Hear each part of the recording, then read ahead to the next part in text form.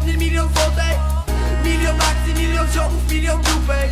Wszystkich tu pozmieniał czas, powiedz jak się czujesz. Robię to z serducha dla was, pewnie też to czujesz. Pewnie też to rozumiesz jak ja.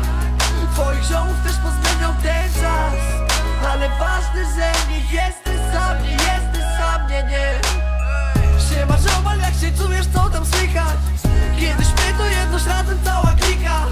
Dzisiaj ciebie nie ma, nic nie chcesz napisać. W sumie może lepiej jak jest cisza.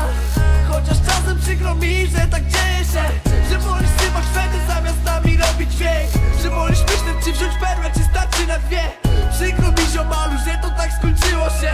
Że teraz inne ziomki obok ciebie stoją. Ciekawe ile jeszcze przy tobie postoją. Jak skończy hajs,